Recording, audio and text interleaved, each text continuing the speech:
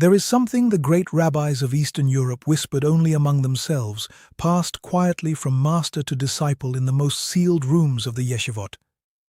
Something deliberately left out of the books published for the public, because they believed with deep conviction that the world was not yet ready to receive it. For centuries this knowledge remained hidden, wrapped in silence, preserved like a flame inside a cupped hand. And tonight, after all these generations of careful concealment, I am going to open my hand and let you see that flame completely. Stay with me until the very last word of this video, my beloved soul, because what I am about to share with you has the power to reshape your nights, to transform the quality of your rest, to build an invisible wall of spiritual protection around your bed, and to open the hidden channels through which true abundance flows silently into a human life. This is not a tradition that rewards casual listening. This is a teaching that asks for your full heart. If you are new to this sacred space, let me introduce myself. My name is Rabbi Jacob, and this community exists for a single purpose: to reach 100,000 souls with the deepest wisdom that the tradition of Israel has preserved. If you have not yet joined this spiritual family, I ask you now to subscribe and ring the bell of notifications, because the teachings coming in the weeks ahead are not the kind you want to miss. Each one is a key, and you never know which key will open the door that has been sealed in your life for years. Now allow me to begin where everything begins, at the opening moment of creation itself. The Zohar HaKadosh, the most profound book of the Jewish mystical tradition, teaches something astonishing about salt that most people, even serious students of the Talmud, walk past without noticing. When the Holy One, blessed be He, brought the world into existence across the 6 days of creation, water was the first substance given form and divided. The upper waters were separated from the lower waters, lifted apart by a divine decree. And in that cosmic moment of separation, the Zohar tells us something that should move every heart. The lower waters wept. They wept because they longed to remain close to the divine throne, close to the face of their Creator, and instead they had been cast downward, far from the place of their origin. The Eternal, in His infinite compassion, did not turn away from their tears. He made a promise to the lower waters.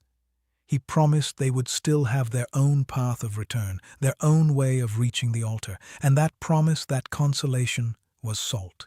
Because salt, my beloved, is water that has renounced its liquid form, water that has surrendered its fluidity and chosen instead to solidify, to become something eternal, something that preserves whatever it touches and purifies whatever comes near it. When you understand this, when you truly engrave it onto the walls of your heart, you begin to see why salt is not merely a seasoning in a kitchen. Salt is an emanation of the divine. Every grain of salt is a tear that became a covenant. The Babylonian Talmud, in the tractate of Menachot, speaks of the use of salt in the Holy Temple of Jerusalem. Every offering brought to the altar had to be salted before being offered. This was not a minor detail. It was an unbreakable halasha, observed by the priests with absolute precision. Rambam, Maimonides, mentions in his Mishneh Torah something that makes the skin rise. Salt seals the covenant. In Hebrew, there is an expression that appears in the book of Numbers, in Leviticus, and in Chronicles, Brit Melach, the covenant of salt. When the Eternal establishes an eternal covenant, He does not seal it with gold. He does not seal it with precious stones. He does not seal it with fire. He seals it with salt. Because salt does not corrupt, salt does not expire. A contract sealed with salt stands outside of time itself. Now here, my beloved, is where the secret that the rabbis guarded for centuries begins to unfold. Rashi, the great commentator of the Torah who lived in France in the 11th century, left a nearly invisible comment on a verse in the book of Job. In that comment, Rashi mentions almost in passing that the sages of his generation had the practice of placing salt where they slept, because the hours of sleep are the hours of greatest spiritual vulnerability for a human being. Rashi offers no further explanation. He simply notes the practice and moves on. But that brief, whispered comment opened a door that later masters would spend centuries walking through. The Ari Hakadosh, Rabbi Isaac Luria, who lived in Safed in the 16th century and is considered the father of modern Kabbalah, was the first to articulate what happens on a spiritual level while a human being sleeps. His teachings, recorded by Rabbi Chaim Vital in the Etz Chaim, reveal something that should forever change the way you lie down at night. The Ari taught that during sleep, the soul of a human being undertakes a partial ascent. The neshama, the highest level of the soul, rises during the hours of rest to receive renewal, to be recharged with divine energy. This is why the Talmud calls sleep one of the 60 gates of death. Not because sleep is dangerous in itself, but because during sleep, the soul exists in a state of transit between two worlds. It has one foot in the heavenly realm and one foot still in the body lying on the bed. And here, my beloved, is where the teaching becomes truly extraordinary. When the soul ascends during sleep, the body remains temporarily under the guardianship of the lower levels of the soul, the nefesh and the ruach. But these lower levels are more permeable, more sensitive, more open to the influences of the spiritual world. The Zohar, in the portion of Vayechi, tells us that during the night, especially in the hours that precede midnight, the forces of the Sitra Achra, the shadow aspect of creation, have a greater capacity to draw near to the sleeping human. Not to possess him, not to harm him physically, but to whisper thoughts into his mind, to send him disturbing dreams, to plant seeds of fear and doubt that the sleeper, upon waking, cannot trace back to any source, but which quietly poison his mood for the entire day ahead.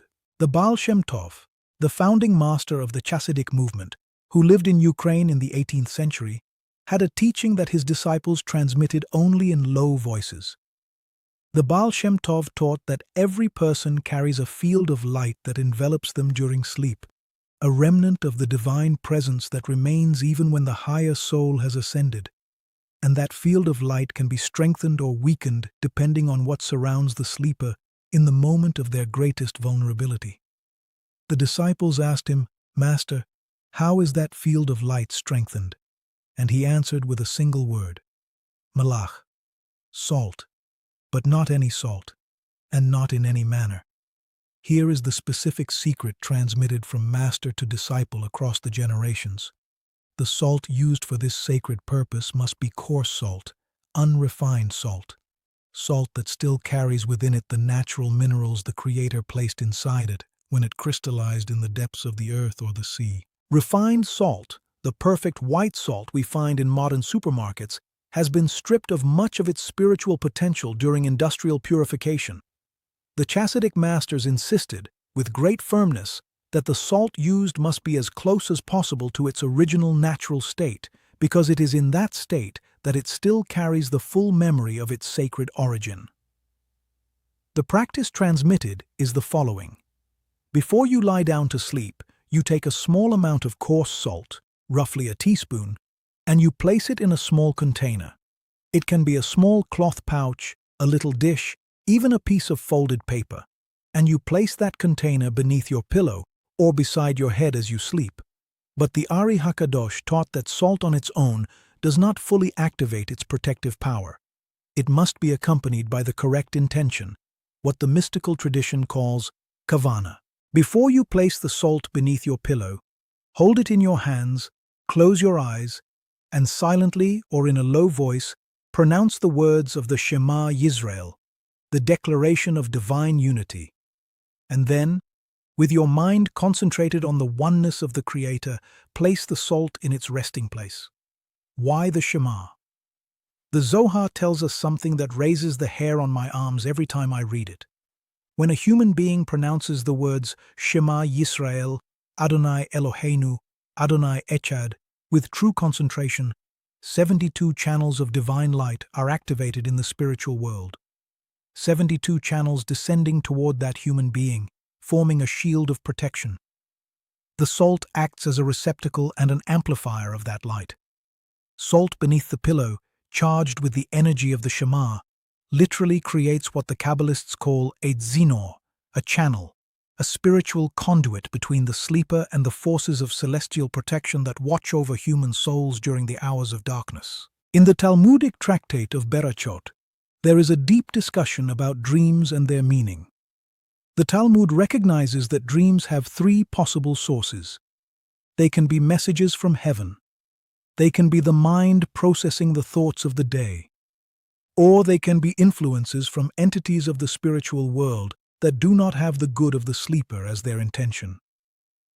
The sages give recommendations for protecting oneself, including one from Rav Papi about preparing the environment of rest in an appropriate manner.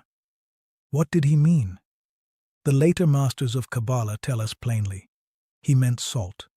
This explains something many people have experienced without being able to explain. There are mornings when, after a deep, peaceful night, you rise with extraordinary clarity. Ideas come to you that you did not have the day before. Solutions suddenly appear obvious. Your energy feels as though it is flowing in from somewhere beyond you. And there are other mornings when you wake exhausted, agitated, filled with vague fears. The difference is spiritual. It is the difference between a night in which your soul completed its ascending journey and returned carrying divine renewal, and a night in which that journey was interfered with. The Book of Numbers, chapter 18, verse 19, says in plain text, "Everything that the children of Israel set apart of the sacred things for the eternal, I give to you as a Brit Melach, a covenant of salt forever." And in Chronicles, King Abijah says, "Do you not know that the Eternal gave the kingdom over Israel to David forever, by a Brit Melach, a covenant of salt?" If the Eternal himself uses salt to seal his most sacred covenants, do you really think it is an accident that human beings who sleep with salt beneath their pillow are literally in contact every night with a symbol of the eternal covenant? No, my beloved, it is not an accident. The Maharal of Prague taught in his work, Netivot Olam, that physical objects are not mere objects. They are containers of spiritual realities programmed into them from the moment of creation. Salt was created to be the sealer of divine covenants. When you place salt beneath your pillow with the intention of invoking protection and prosperity, you are activating the deepest nature of that substance for your own benefit. Let me tell you something that happened in a Jewish community of Italy in the 16th century, documented by the Rama Mipano. In that community, there was a family that had prospered for generations, but suddenly began to experience inexplicable economic setbacks. Businesses that had been rock-solid for decades began to fail. Debts piled up. Opportunities dissolved at the last possible moment. The family consulted several rabbis, and none could give a satisfying explanation. Finally, they went to the Rama Mipano, who was known for his deep knowledge of Kabbalah and his ability to discern the spiritual causes of material difficulties. He spent time with the family, examined their house, their habits, and finally, he asked them a question that stunned them. "How long has it been since you renewed the salt in the sleeping rooms?" The family looked at each other, bewildered. What salt? Investigating, they discovered that the grandmother of the family, who had passed away some years earlier, had maintained for decades the practice of placing salt in the sleeping rooms of the entire house. She had done it silently, without explaining it to anyone, because that was how she had learned it from her own grandmother. When she died, the practice died with her. The Rama Mipano explained that the spiritual protection of the home, maintained across generations, had built up a kind of accumulated shield, and when that shield was abruptly interrupted, the family had been left spiritually exposed. He instructed them in the correct practice, and the family began to experience a gradual recovery of their prosperity in the months that followed. This story reminds us of something fundamental. The spiritual practices that protect the home are not isolated individual acts. They are part of a transgenerational continuity. When a family maintains practices of protection from generation to generation, they build what the Kabbalists call zekut avot, ancestral merit, which accumulates and benefits all the generations that come after. And when that chain is broken, the spiritual vulnerability can manifest in ways that seem utterly inexplicable. This brings us to the deepest level of this teaching. The practice of salt beneath the pillow is not only a technique of individual protection, it is an act of spiritual responsibility toward your family, your children, the generations that will come after you. Every night that you place salt beneath your pillow with intention and kavana, you are establishing a practice that, if you teach it to your children and they teach it to theirs, will become a chain of protection and prosperity stretching far into the future. I know there are people listening right now thinking, this sounds interesting, but I don't know if I believe it. And I want to speak to you directly. Faith is not a prerequisite for reality to function. Salt purifies and preserves whether you believe in it or not, because that is its nature, given to it by the Eternal at the moment of its creation. What faith does is open your awareness so that you can perceive and consciously receive the benefits of something that is already working on your behalf. If you feel that this wisdom is exactly what you needed to hear at this moment of your life, then join our exclusive membership, where I share the deepest teachings of Kabbalah that I cannot share in these public videos. The information is in the description. Now I ask you, if these teachings have entered your heart, leave me your comment below. Tell me whether you already knew something about the use of salt in the Jewish tradition. Tell me whether you have personal experiences with practices of purifying your home. There are people who will read your comment and feel less alone in their spiritual search. Your voice here matters more than you know. This community has a mission: to bring these teachings to 100,000 souls. Not subscribers, not clicks. Souls who truly receive, truly integrate, and truly transform their lives with this wisdom. Every person who shares this video, who sends it to a relative or friend who is struggling, is participating directly in that sacred mission. If you feel these words carry value, share this video right now. Your act of sharing is a real and concrete mitzvah in the world. May the Eternal, source of all wisdom and goodness, bless every one of your nights with restorative and protected sleep. May your hours of rest become doorways of renewal and not of vulnerability. May the sacred salt in your sleeping space become the sealer of the divine covenant in your life and in the lives of all those you love. May every morning find you rising with the energy and celestial clarity that your soul received during its nightly ascent. May prosperity find in you a clean and prepared vessel, ready to receive it. And may you become a chain of light and blessing for all the generations that will come after you. Until the next teaching, my beloved. May the Eternal, blessed be His name, keep you in all your ways. Amen.